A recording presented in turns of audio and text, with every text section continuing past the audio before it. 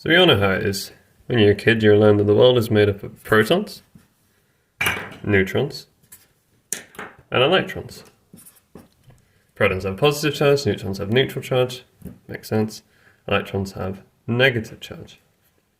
And then as you grow up, you learn that actually the electron, sure, the electron is fundamental, but these guys ain't fundamental at all. They're actually made of other things called quarks. And you learn that there are lots of different types of quarks. There's the up ones, the down ones, the charm ones, the strange ones, and the top ones, and the bottom ones. And you're like, okay, fair enough. You learn that a proton is made up of 2 up quarks and a down quark. Sure, fine, okay. Should have done that in orange, but oh well. And then you learn that a neutron is 1 up quark and 2 down quarks. Fine, sure, okay. That's okay. Proton, neutron.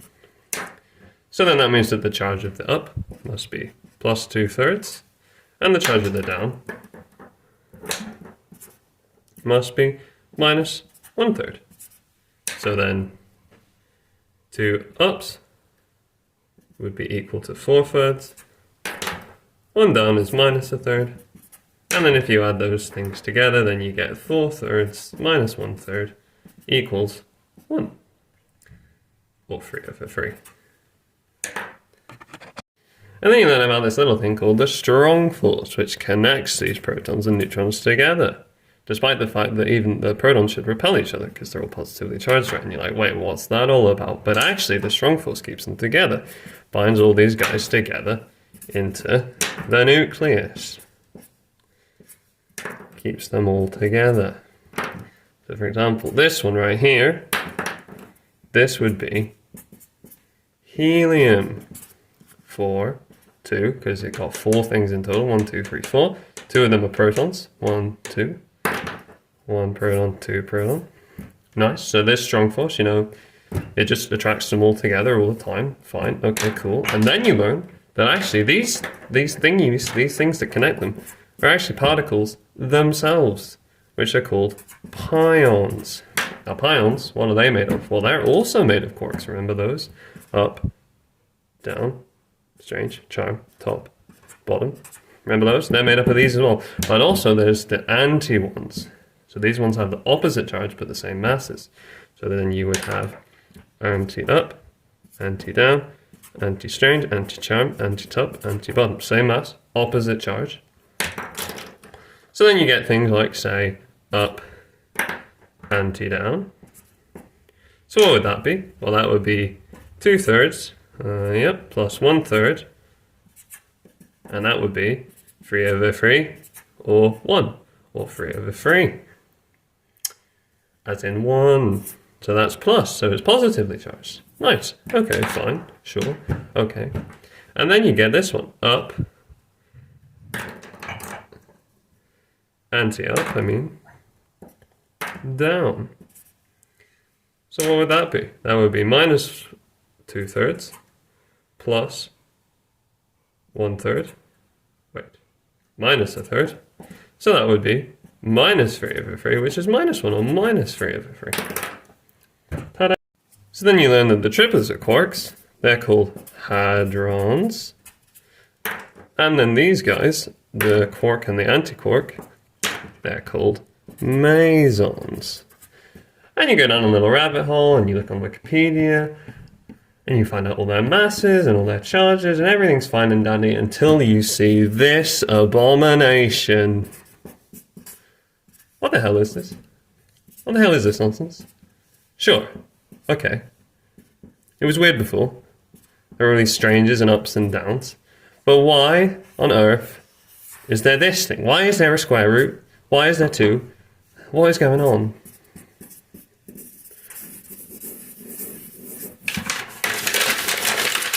And you decide to give up on physics and call it a day. Okay, let's take a deep breath. Quantum mechanics. What is it all about, really, at the end of the day? So, let's start with a very simple thing. A coin. Heads, or tails, right? Easy peasy, lemon squeezy. Heads or tails, one or the other. That's all there is in classical mechanics. But in quantum mechanics, you can have heads 50% of the time and tails 50% of the time. So if I measure my coin, if I look at it, you know, half the time I'll see heads, half the time I'll see tails. Or really, it's a bit more complicated than that. If you take a bunch of, like, say, 100 coins in this state and you measure them, then about half the time they'll be 50. So, you know, if you measure 10 coins, about half of them would be heads, and then about another half of them would be tails. Easy peasy lemon squeezy, even though that's not exactly half, so let's say like that. Roughly, anyway, it's all probabilistic. And we can plot this on a kind of diagram. So let's say that we have heads up here, tails over here, right? So if we draw an arrow like this, that's definitely tails. If we draw an arrow like this, that's definitely heads. And if we draw an arrow somewhere in the middle, then we get, you know, so kind of 50-50. But then we get to the way that we would mathematically write this down. So how would we mathematically do this? Because, you know, we're a glutton for punishment. So if we write this as 1, 0, you see, so this is basically going 1 along the x-axis and 0 along the y-axis. This would be the tails state. And then if we go none along the 0 axis and 1 up the horizontal axis, then we get what we say as heads. Key thing here is that the length of these, so how do we find the length? You know, it's good old Pythagoras. We just square these guys. So 1 squared plus 0 squared equals 1 plus 0 equals 1, or 3 over 3, as we were saying earlier. And then if you square the other one, then you do the same thing. You know, you get 0 squared plus 1 squared is equal to 0 plus 1 is equal to 1, or 3 over 3. Easy peasy.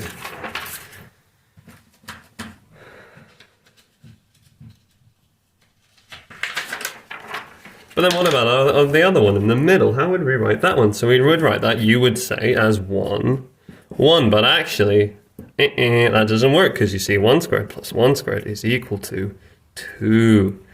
2, kind of a probability of 2. That doesn't make any sense, does it? We need to normalize this. How do we normalize it? Well, we just divide it by 2.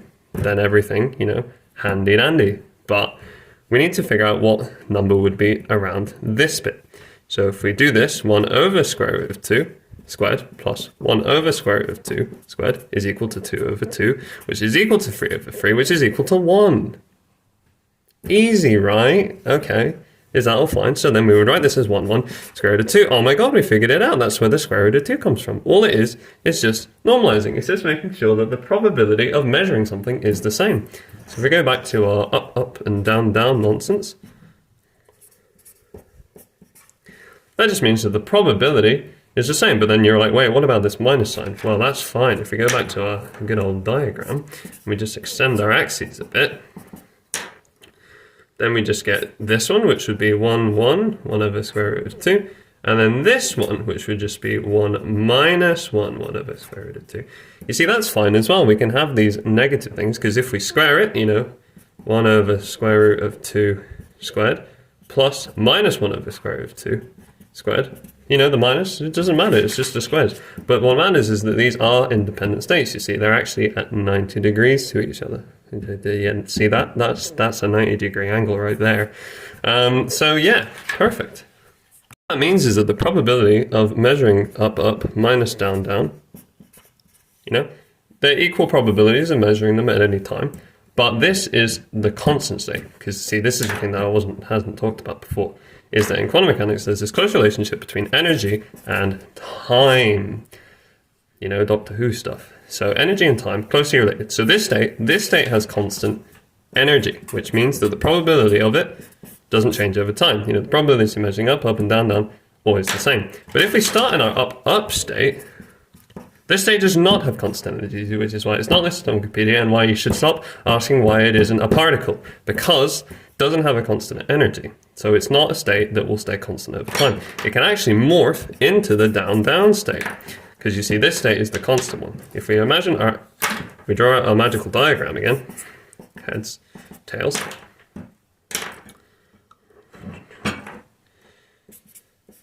You see, these states are the ones that remain constant, and they kind of rotate around with a certain frequency.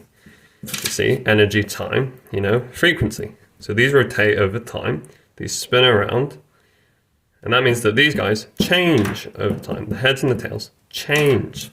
So that means if we kind of plot it on a graph, the probability of measuring them, so this is the probability of measuring up, up, and this is the probability of measuring down, down. They kind of oscillate between each other. Whereas the probability of this guy, of measuring that, let's draw that in green, probability of up, down, down, that's going to be constant. It's going to be the same at all times. But you see, if you add the pink and this, probability of up, up squared plus probability of down, down squared, that's going to be equal to 1. The probability of measuring them is going to be the same. So that's all fine and dandy and everything is good. But you'll also notice some states like this. Don't panic, everyone. Don't panic. The state looks like this. Everything's fine. Don't worry. It'll all be fine. So again, we have, now we have 3. Sorry, that's wrong. That won't be that. I think, wait, what would that be? I can't remember. But basically, it's going to have some normalization thing. Doesn't really matter what it is. I think maybe it's going to be 3 or something. I can't remember. But the important thing is that you have all these 3. And where does it come from? Well, it comes from this thing called SU3. See, physicists love symmetry, and apparently so do particles. So what's this? Special unitary free. This basically means that we can interchange these quarks, because they're all very similar masses. So from the perspective of the strong force, which doesn't see any of the charges and any of that nonsense, these things are pretty much exactly the same, which means you can't really distinguish them. So the only states that you can form are combinations of the states. Well, we can kind of distinguish this one, the strange one, because it's got a bit of a different flavor to it. It's a bit more mass. It's got, some strangeness about it. So SU3 matrices that look like this. So what they are is they are unitary, which means that is equal to this. So these are matrices, so U times the U star conjugate, which is basically where you just transpose it and then you do the conjugate and then that equals 1. So what that means is that you can write it and then all the off diagonals are like this. So then I'm getting pretty lost, to be honest, at this point. But basically there are 8 generators of this. Also, I'm running out of paper. So can't remember off the top of my head, but basically the diagonal generators look like this. Which, if you see the numbers here, the numbers correspond. So these ones, if you write up, down, strange, and then if you write up, down, strange, then if you multiply these, then you get the things, and then because then on the other side you do the anti ones, and then you do the stuff. So you see, that makes perfect sense now. So I hope you now all understand why this is actually not an abomination created to confuse you all, and actually makes perfect fundamental sense. Goodbye.